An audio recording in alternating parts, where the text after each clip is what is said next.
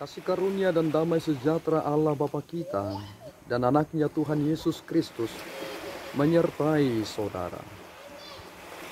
Amin.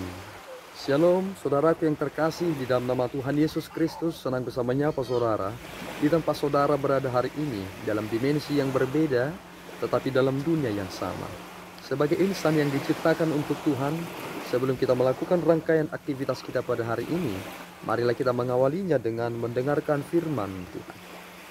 Shalom, selamat pagi untuk kita semua. Firman Tuhan untuk kita pada hari ini terambil dari kitab Galatia 4 ayatnya yang ke-7. Demikian firman Tuhan. Jadi kamu bukan lagi hamba, melainkan anak. Jikalau kamu anak, maka kamu juga adalah ahli-ahli waris oleh Allah. Demikian firman Tuhan, kiranya Tuhan memberkati kita hari ini. Amin. Saudaraku yang terkasih di dalam nama Tuhan Yesus Kristus, apa jalan satu-satunya sehingga kita menjadi pewaris kerajaan surga? Kita ini adalah orang-orang yang telah hidup dalam keberdosaan dan upah dari dosa adalah maut. Dan ketika kita melihat bagaimana Paulus menyatakan ini kepada jemaat yang ada di Galatia, ia berkata, selama seorang ahli waris belum akil balik, sedikit pun ia tidak berbeda dengan seorang hamba. Tentu Kristus adalah cara satu-satunya kita dapat masuk ke dalam hak dalam warisan itu. Jika Yesus Kristus tidak datang ke dunia ini, maka kita hanya menjadi hamba dari keberdosaan ini. Kita akan hidup dalam kedagingan kita ini dan tidak akan menjadi orang yang diperkenankan di hadapan Tuhan, karena tidak ada satupun usaha manusia yang dapat membawa dia ke dalam kebenaran itu untuk keselamatannya. Sehingga Kristus harus datang ke dunia ini. Ia berada di dalam tuntutan hukum Taurat itu. Ia yang dapat menggenapi tuntutan hukum Taurat itu, dan ketika kita mengerti tentang tuntunan hukum Taurat, maka kita akan dibawa ke dalam Kristus. Kristuslah yang menjadi ujung tombak pengharapan kita. Jika kita telah diselamatkan di dalam Kristus, dia adalah anak Allah.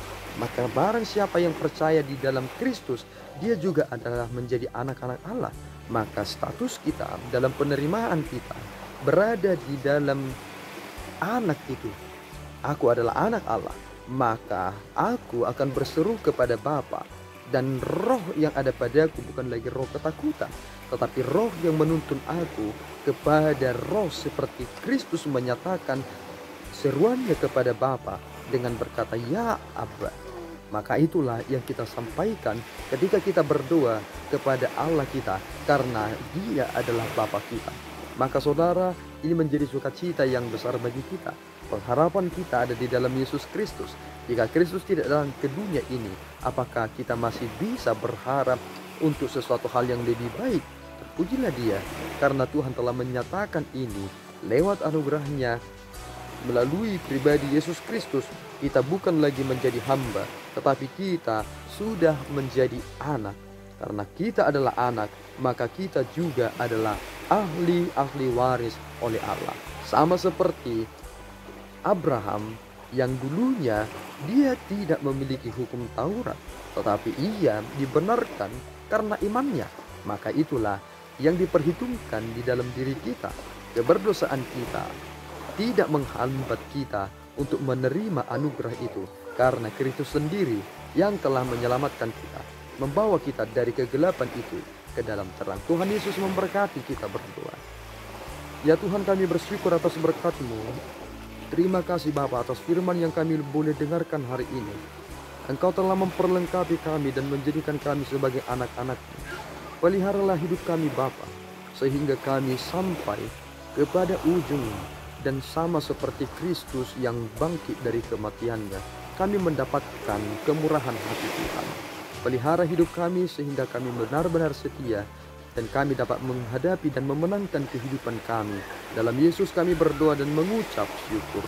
Anugerah Tuhan kita Yesus Kristus, kasih setia Allah Bapa, dan persekutuan Roh Kudus menyertai saudara. Amin. Tuhan Yesus memberkati.